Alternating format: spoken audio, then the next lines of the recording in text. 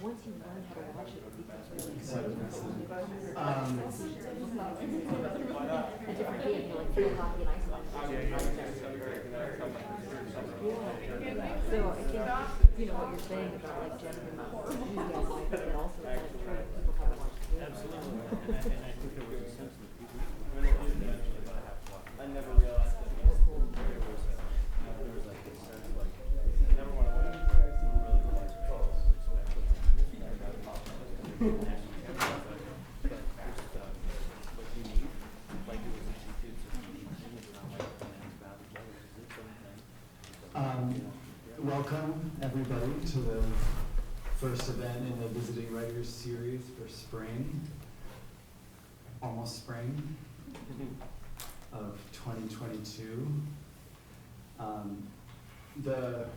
We've determined that given the distance between the audience and the podium, that it's okay for the readers to lower their masks so that everybody will have an easier time hearing. That will be optional for the people at the front. Thank you all for wearing your masks in the audience where you're closer together. I want to thank you all mostly for being here, and also to the Arts and Humanities Division and the English Department for supporting Living Writers at Christchurch in the Visiting Writers series. We have two more events this spring. On April 5th, also a Tuesday, not also a Tuesday, it's Wednesday. At 6 p.m. in this room, poets Chad Morgan and Laura Solomon will give a reading, which will surely be a great event. And then on April 20th, Siddiq Fofana will be reading short stories. Looking forward to that. Tonight, though, we'll hear from Chuck Stapleton and Allison Kiesel. And I'll introduce each writer in turn. Chuck is going to start us off, so I'll start with Chuck, and then after he's finished, I'll introduce Allison. Chuck Stapleton is author, most recently, of An Apostle Island from Oxeye Press in 2021. His previous poetry collections include The Platformist from Cultural Society and Circulation Flowers, one of my favorite titles for a poetry book. He served as literary program director at Woodland Pattern Book Center from 2005 to 2017. And in 2018, he established Partly Press, a poetry imprint with an emphasis on well-made poems as object and radically specific landscape poems. And that's affiliated with the Linden Sculpture Garden in Milwaukee, where Chuck has an ongoing residency currently and leads, is it monthly or weekly? Monthly walks, so bird walks, and he and I have done things there together with walking and writing, and it's a really beautiful place to visit and see art, and also see some beautiful natural areas on the north side of Milwaukee. As a poet and also a Wisconsin master naturalist volunteer, he has offered interpretive hikes for conservancy groups and nonprofit organizations at Lakeshore State Park, Lake Park Friends, Friends of Cedarburg Bog. Isn't it nice to think that even bogs can be friends? Probably more friends than I have. Cedarburg Bog. The Milwaukee Audubon Society, the Milwaukee Public Library, Woodland Pattern, the Friends of Larry Niedeker, and the Linden Sculpture Garden that I mentioned. I'd like to add that he's also offered many interpretive walks to me and to other lucky poets and friends, and that on each such walk, I have known things I knew I'd been seeing, but without knowing, and seen things I had no idea were there. Reading and hearing and handling Chuck's poems and print objects is a similar experience. It's not that the ground shifts under one's feet as much as one knows it is the ground, recognizes the flash of movement in the corner of one's eye as the slight brown creeper, anatomizes the holes in the bluff into the homes of bank swallows, and suddenly there you are, alive in the world. Please welcome Chuck Stapleton.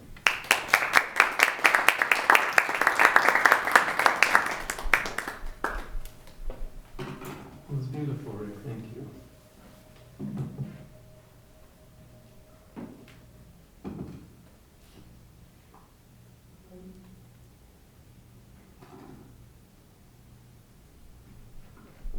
set my timer as I do in class, so when this goes off, it's not my phone. It's me knowing that I have 2 minutes left.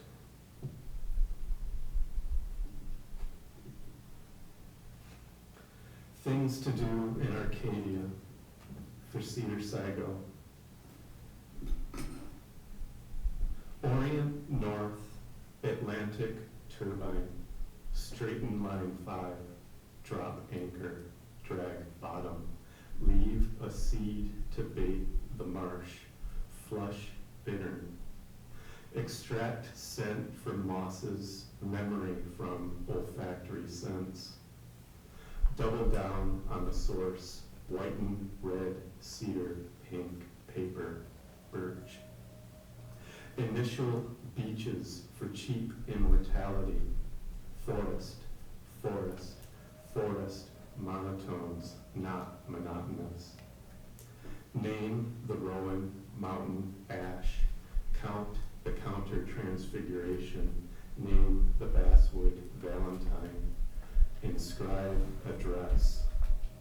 Analyze every single winter goal. Lease the dredging equipment, mend the ice, burn the snow. Sabotage the dredging gear, equip the antlions with sand. Count the bricks, the glass bottle house, set your watch at the ring of bells. Locate RKD, kern the surname Ackerman and locate mechanic. Scan the sand flats for dune grass, parse the insect buzz for grasshopper sparrow. Expose only the legs of beachcombers as they move spectrally above the line of surf, the beach of antiquity. Make turgid the interior, make turbid, liquefy the leering ponds, emancipate poor Jerry of the islands, abolish the Limberlost. Purple east, sandpiper ease, in sand cleats, in ice cleats, wolf whistle, go upland, miss music, sew books. Enclose all cicada wasps, picket fence. Discover honey, black tupelo, lumbering bee. Discuss wind turbines, trumpet flower, hornet flower, calibrate dune grass, press sumac, plea seasonal. Mend the courses off the bluff, sink the 9-hole green, give up, try legalese.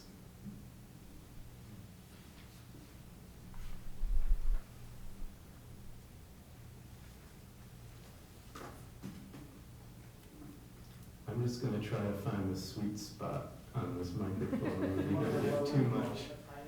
Well, it's the static, but Maybe that will help. oh, okay. Okay. We'll try it. We'll try it. Yeah. I'm going to preface this next poem with a reading of Edward Thomas's 1917 poem, Adelstrop. Edward Thomas was a rural English poet. He published really between 1914 and 1917, and this one is dated 1917. Adelstrop. Yes, I remember Adelstrop, the name, because one afternoon of heat, the express train drew up there unwantedly. It was late June. The steam hissed. Someone cleared his throat. No one left and no one came on the bare platform. What I saw was Adelstrop, only the name, and willows, willow herb, and grass, and meadowsweet, and haycocks dry. No whit less, still and lonely fair than the high cloudlets in the sky. And for that minute a blackbird sang close by, and round him, mistier, farther and farther, all the birds of Oxfordshire and Gloucestershire.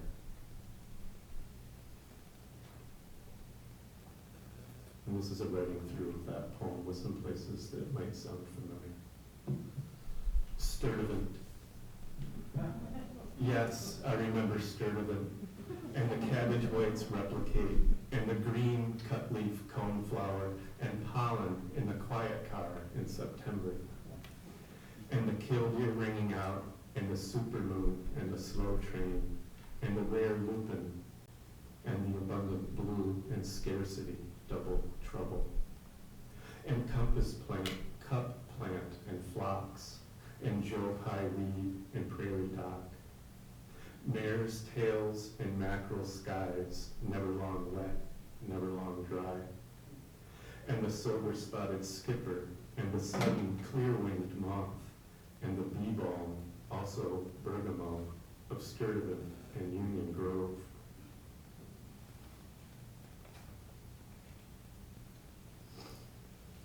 Alpine Avenue, Fruitose Wash. Ever, soon as we clear the length of Alpine Avenue, it is eyes to the kettling red-tails everywhere, everywhere. Soon as lately the fence line mown, red-wingeds elsewhere, elsewhere. They are everywhere this week. The Red Wings return the first week of March, and my birthday being March 7th, it's always a seasonal gift. Incidental take. This poem took place March 6th and 7th of last year. I drove up to where the Greater Prairie Chickens, one of 2 or 3 locations in the state where the prairie chickens still exist. At the Buena Vista Grasslands. Incidental take. Pulley, contour, gully, double maps on the atlas. Jordan forgot to send you my transparency. Landon Road to Fond du Lac, Slinger, Water Tower cursive, Military Ridge, Lost Arrow Road, Tomorrow River, Portage. Economy van, Tearaway, Futures, Spring, Prairie Chicken, Heath Hen, incidental to 1932, Cock of the Plains. How many grouse on the Speedway Lek? A slight hitch on the booming grounds remains upland game. New Life Taxidermy, Slinger, West Bend, landscapes in repetition, Dantean harvest out on the tiles. Watch for gusty winds. 11 hours for a 15-second glimpse, pitter patter, and I did spend 11 hours for a 15-second glimpse of that prairie chicken. Grouse, but that was a pitter patter moment, I'll tell you what. Grouse browse on aspen bits all winter. Incidental take in the rough-leggeds, harriers, kestrel box, starlings, sensory periphery. Oh, pinion, spring, chicken, gravity all over the place. Boxes, breeds, acres, no trees. Incidental take without or wherein permission. Tomorrow River, Portage, Fond du Lac, Ford the Flood, Butte des Morts, North Central, Center, Center Mass, North.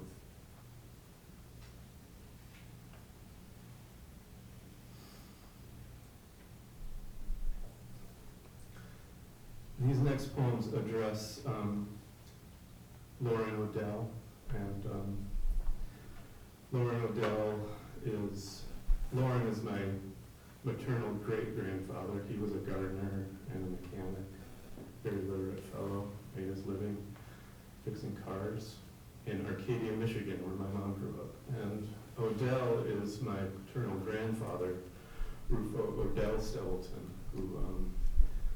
whose family escaped sharecropping and then moved to Detroit, and he ended up in Muskegon, Michigan before buying 40 acres and farming and working factories to sustain that farm.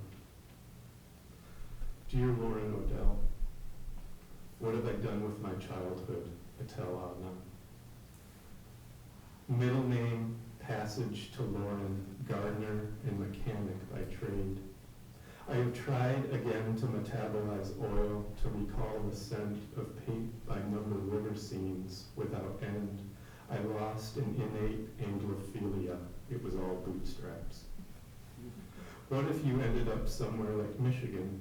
If you seek a pleasant peninsula, look around you. Dear Lauren O'Dell, I choose as my river 3 bodies of water, a selection of streams without number, really, for they are one in recollection. The uneven rows of white pine, similar in length and spacing and diameter at breast height, serve as windbreak and nearly obliterate any decision between cut down now or let grow across the cut, a body of water. There are rearing ponds at its source, where the game fish, as they are called, return to spawn. It was there, in their exhausted decay, they took numb aim.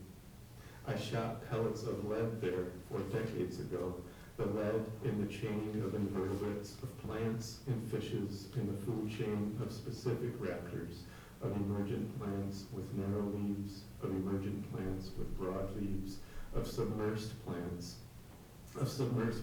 with opposite or whorled leaves, of submerged plants with finely divided leaves of algae.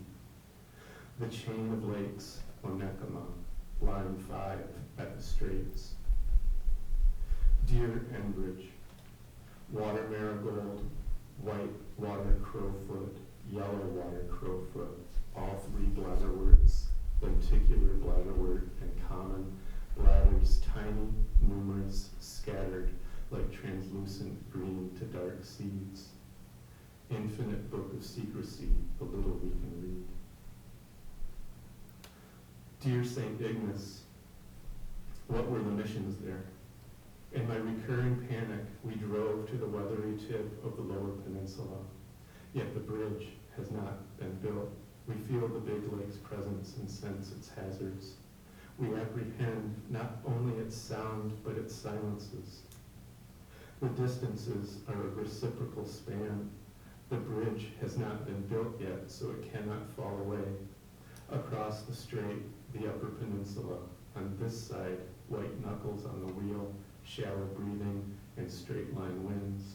On that side, black spruce, white cedar, red maple, yellow birch, and straight line winds. This strait, a narrowing of the great river between 2 sea-deep freshwater pools. Dear Sault Ste. Marie, difficulty becomes wrought iron crane ornament, reddest mountain ash.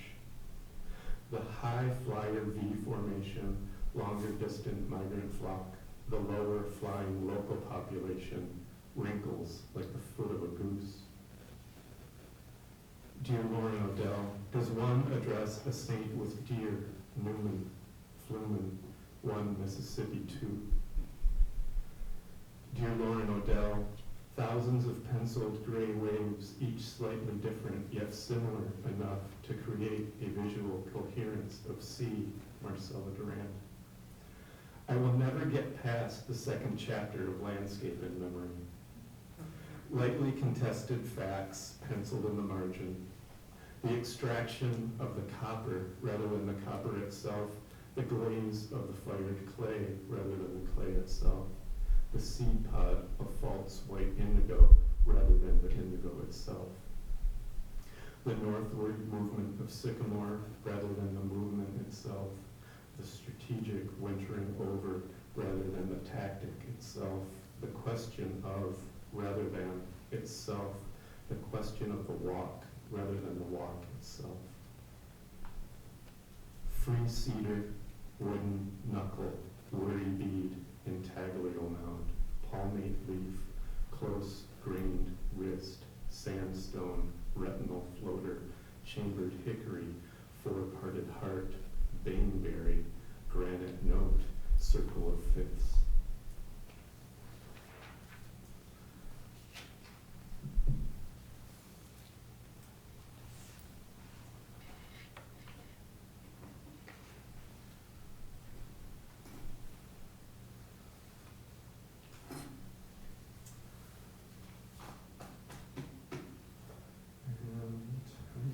read two more sequences. This is a 3-poem sequence.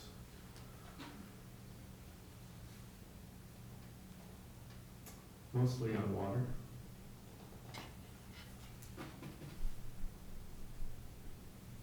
The Decommissioned She.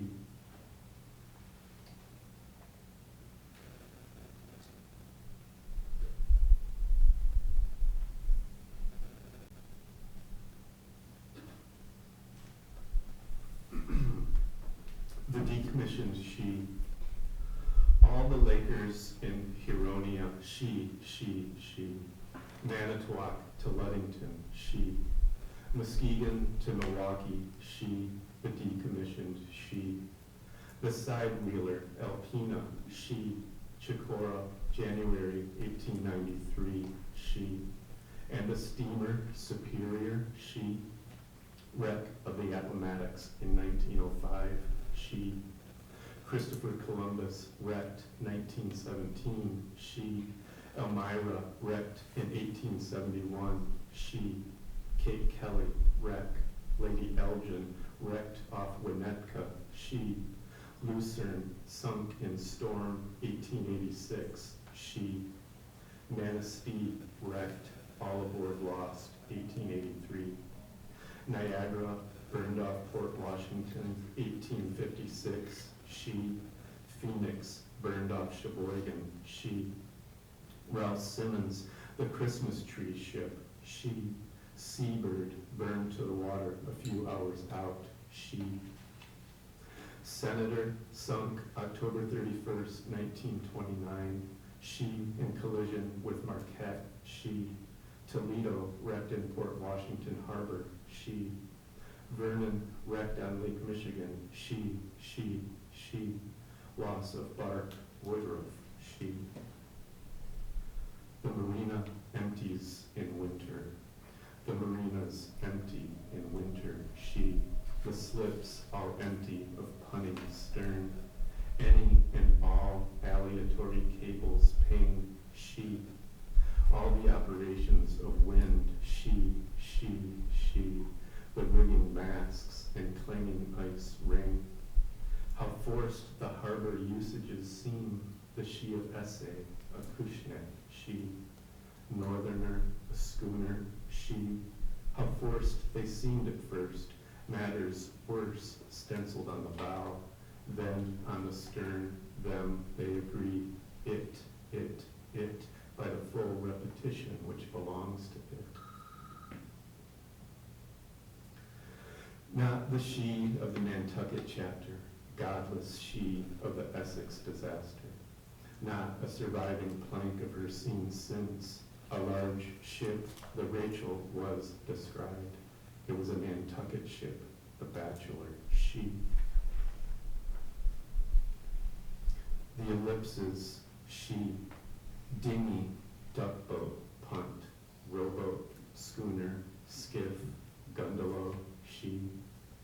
A gundalo is, or rather was, for not one exists today, a flat-bottomed, blunt-edged boat used for moving hay. Sylvan destroyer docked at Koshkonong, sea legs where Zav sleeps. The shrink-wrapped Chris Crafts, she, with pseudonyms and anonyms, she. All specific gulls, it, and the warm-blooded pelican, it. The ellipses, she, the, she, awkward.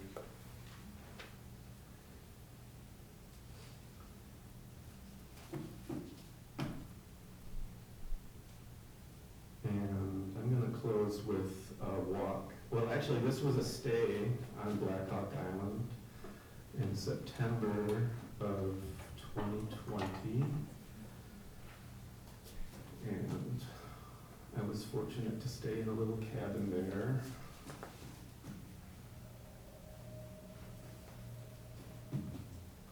At the site of the great Lorraine Niedeker's home. Black Hawk Island, September 29th, 2020. That there were neighbors and they were facing pages.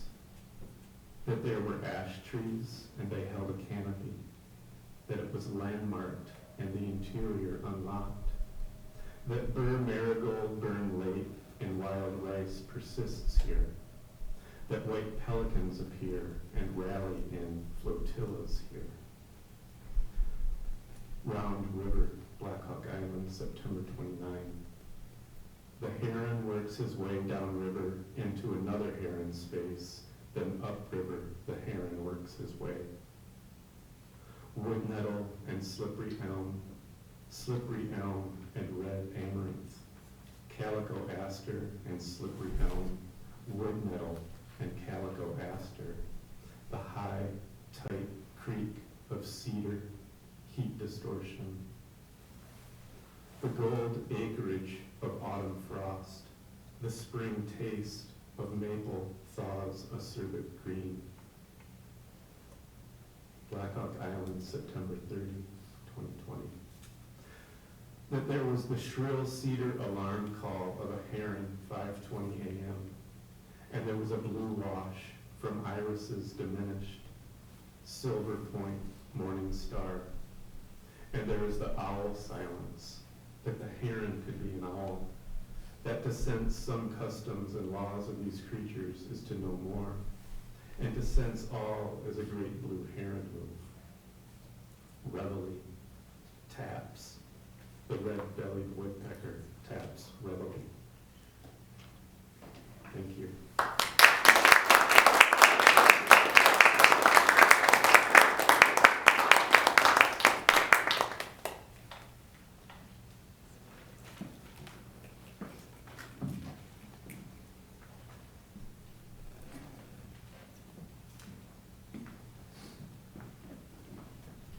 Thank you, Chuck. That was quite wonderful. Yeah.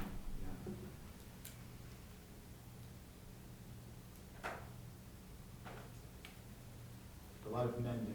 I feel mended. Our next reader is Alison Kiesel, Professor Alison Kiesel, but also writer Alison Kiesel. As almost all of you know, she is an associate professor and chair of the English department at Carthage and a beloved part of the community here. She's also a writer whose scholarly work has appeared in ELH, which I feel like stands for something that I don't know, but we'll leave it at that. One of the most important journals of literary criticism. Her current projects examine fictional, and just this sentence, which Alison described this, her current projects examine fictional depictions of natural historical pursuits like aquarium keeping, insect collecting, and botanical drawing, alongside works by natural historians and scientists writing at the same moment.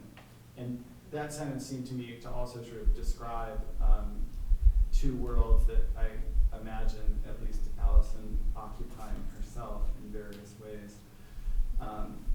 In my experience, she occupies worlds that face each other in the mirror. Someone is likely to see a bird, maybe a beard too. I saw a beard in the field.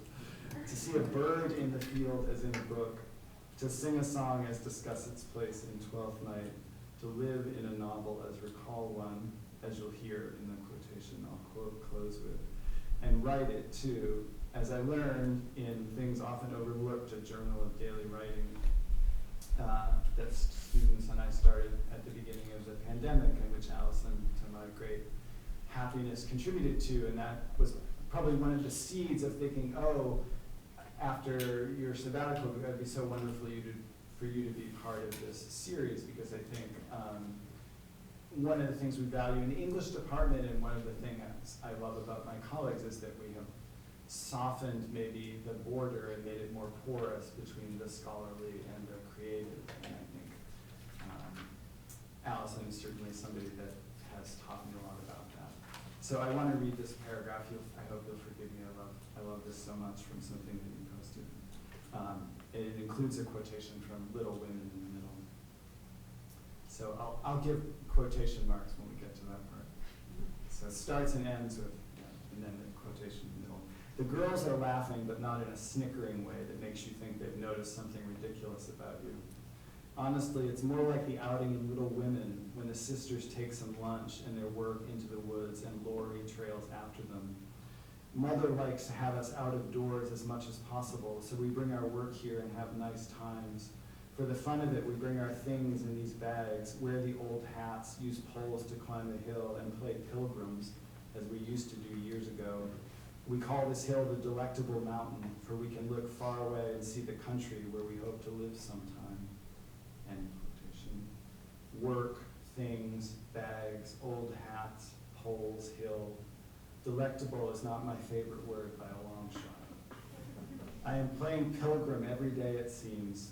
Play pilgrim, possum, play possum, pilgrim, opossum, opossum. Our fearful trip has just begun. That pilgrimage chapter is called Castles in the Air. Please welcome Allison.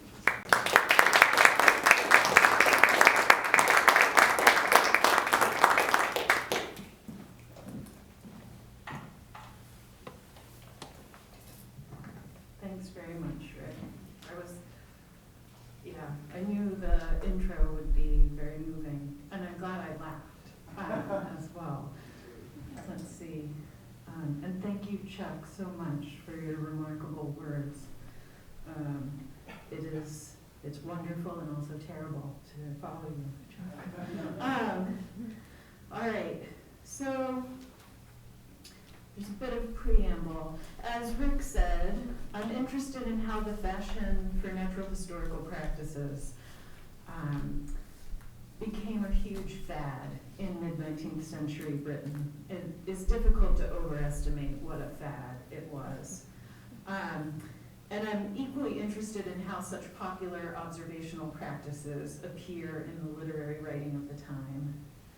Increasingly, I'm interested in how the natural historians describe their relations to their work, the feelings they have for it, the way it sustains them, the pleasures it offers.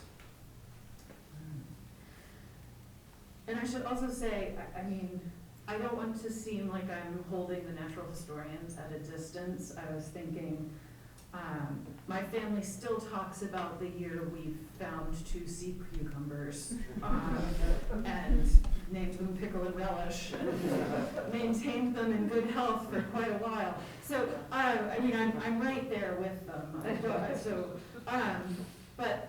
So then it's helpful for me to think of this reading as an experiment. So I urge you to think of it as such too. Like a natural historian, I'm in a collecting mood at the moment, collecting words and details and patterns that surface in my readings of Victorian natural history. Like a commonplace book, this paper will include a number of excerpts from the works I've been studying. You'll also hear lists, questions, and possibly, definitely, some scholarly doubts and frustrations now and then.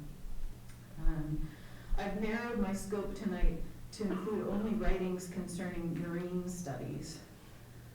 I'll begin with a few excerpts that I hope convey some of the dispositions frequently on display in natural historical writings about studying sea creatures, seaweeds, and the fossilized remains of each.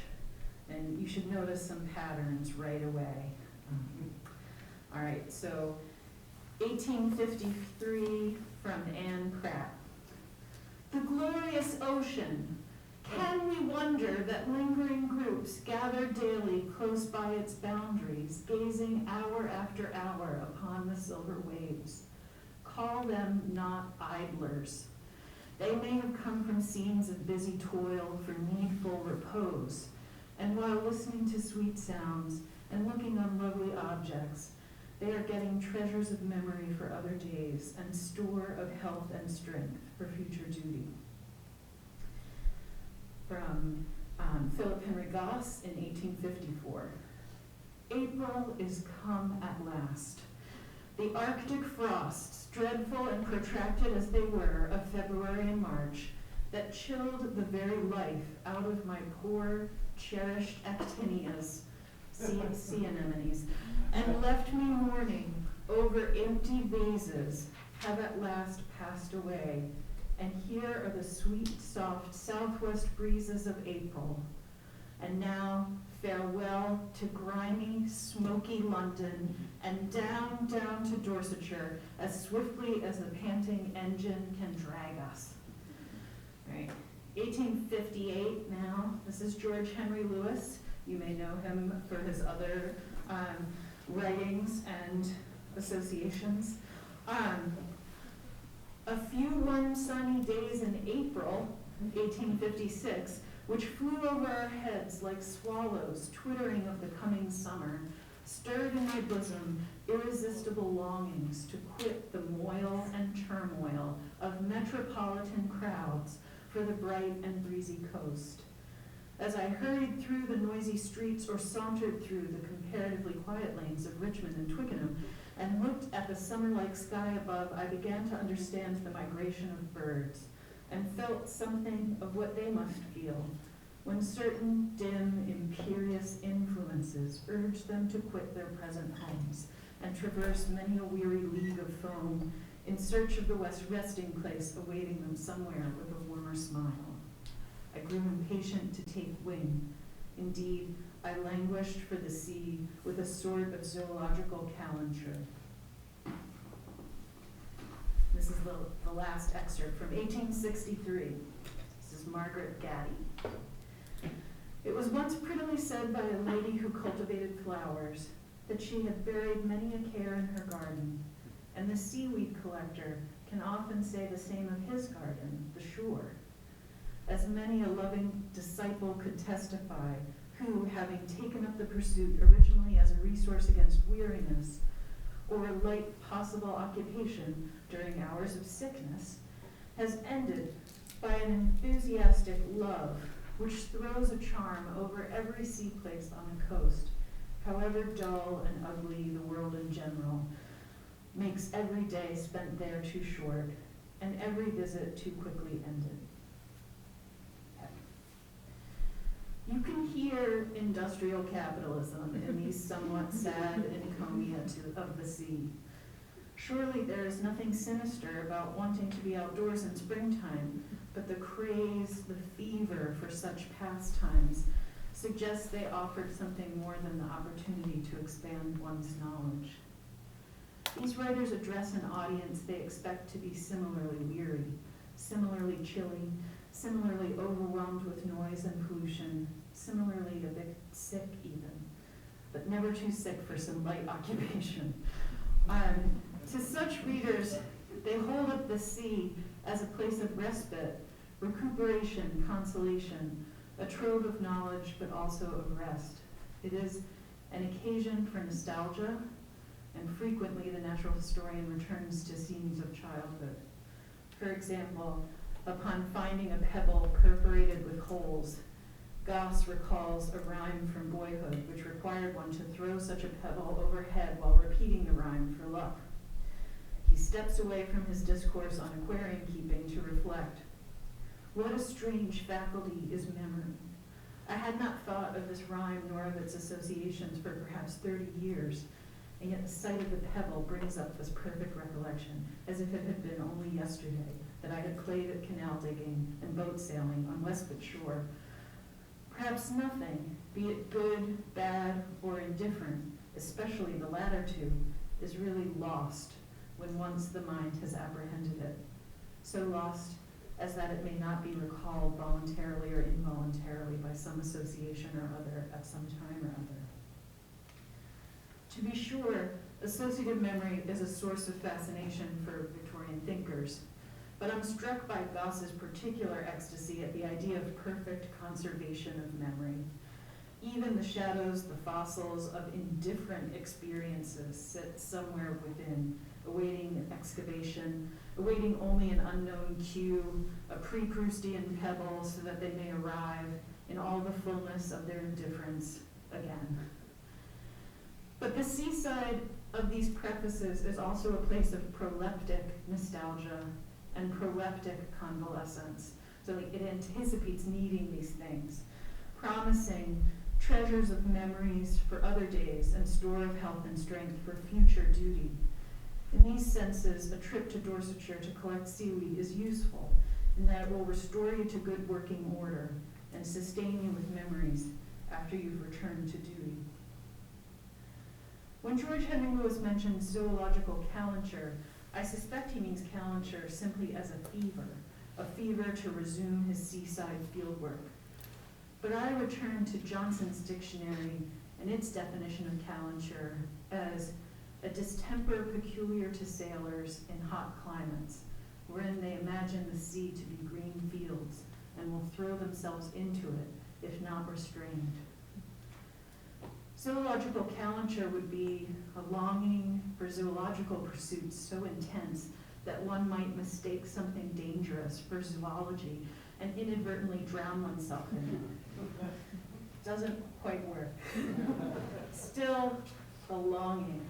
I'm thinking of David Copperfield, born with a caul so that he will never drown, brought to the seaside so that his mother can marry Murdstone privately, arriving in Yarmouth with its smell of fish, looking with wonder at Peggotty's family home, made from a repurposed ship, where he is settled comfortably into a bedroom, with a little window where the rudder used to go through, a little looking glass, just the right height for me, nailed against the wall, and framed with oyster shells.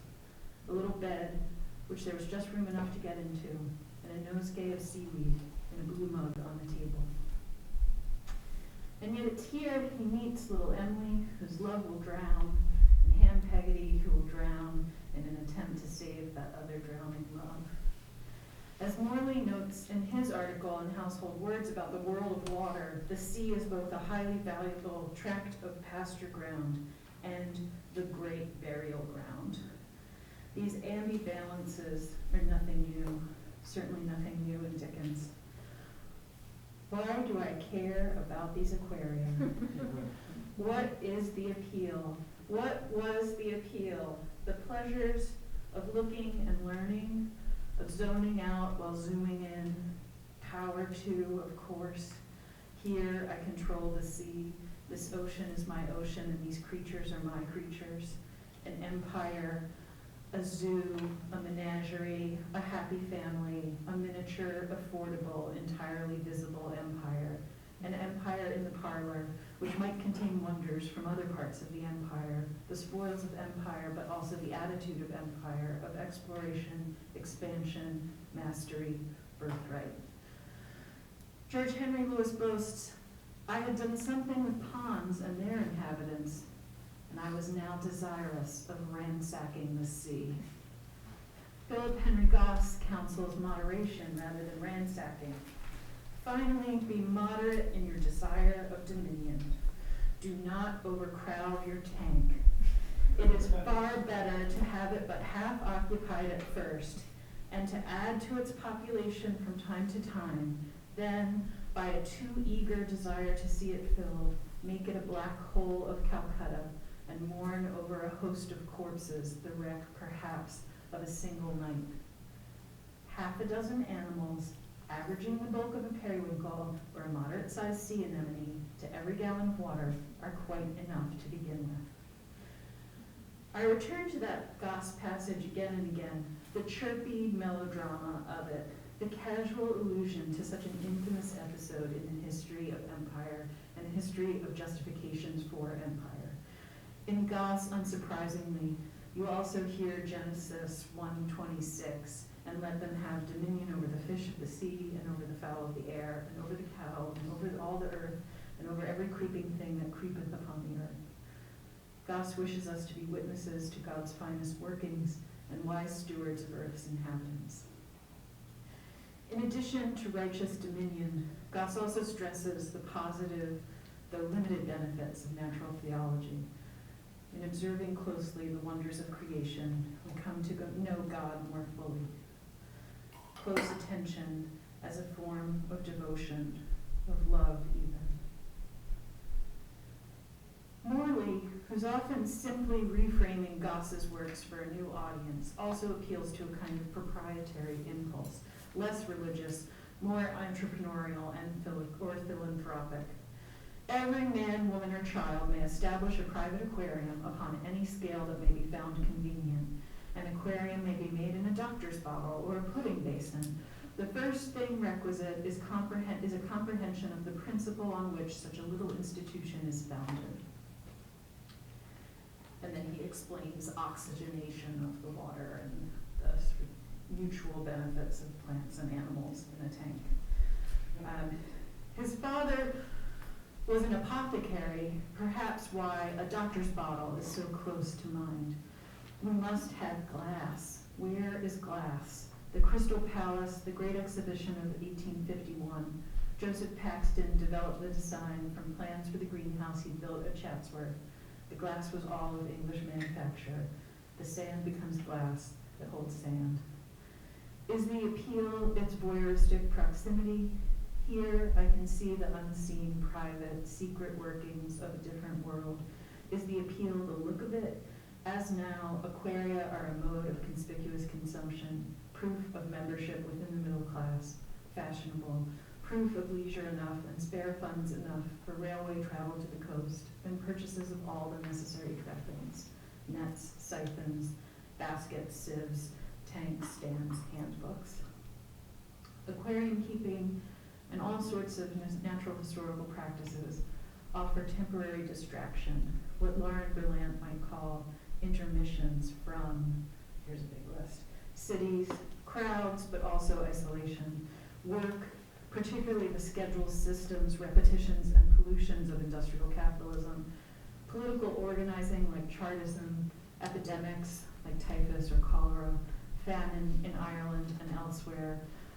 Remember, free good on famine, and this is a quote, famine, as Davis and others have noted, is a description of power relations in which the powerful can blame nature in the 19th century with the help of Thomas Malthus for their own depredations. Back to the list.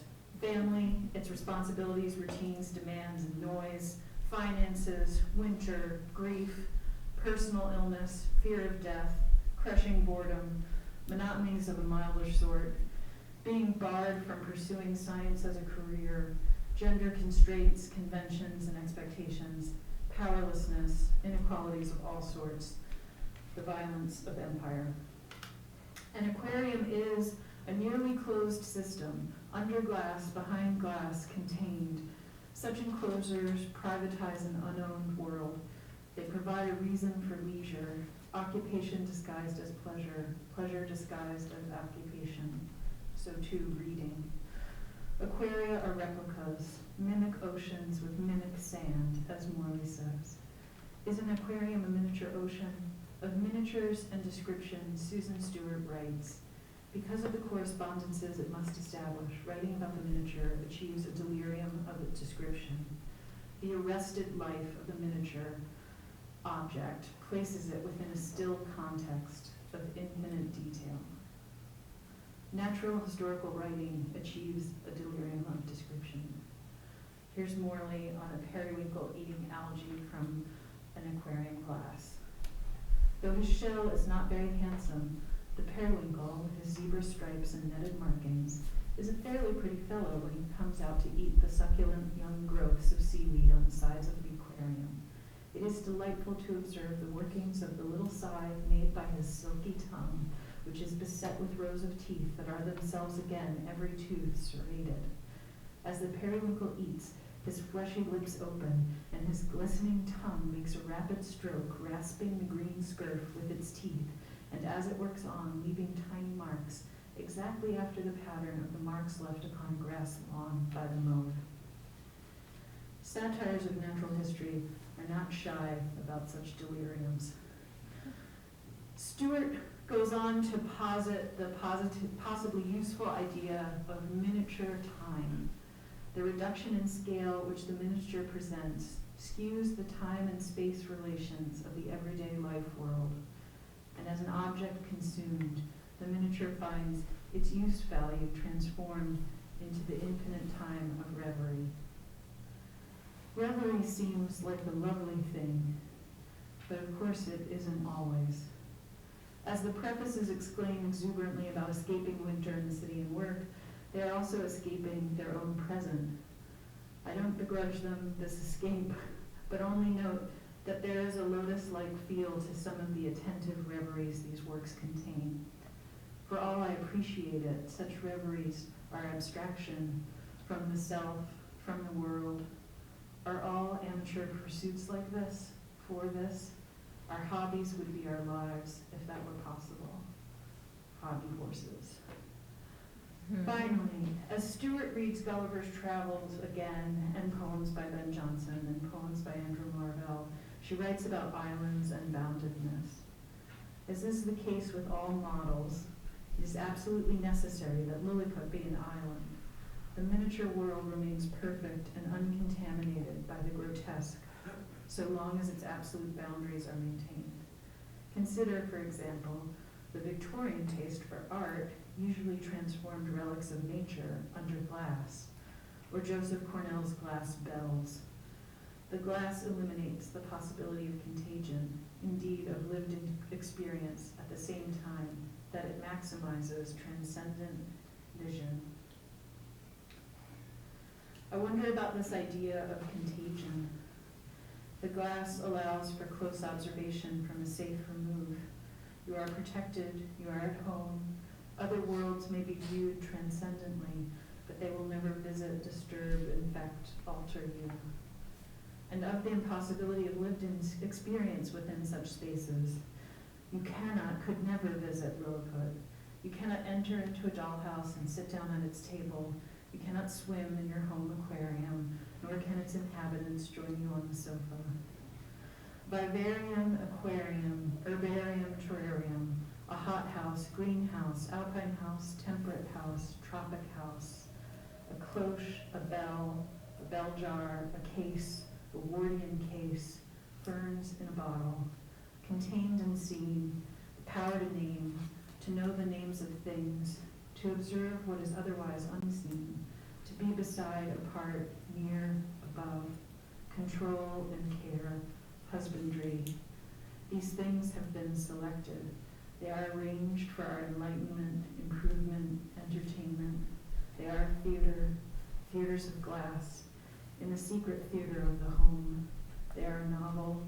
The novel is a book and a body and a cube that contains the world.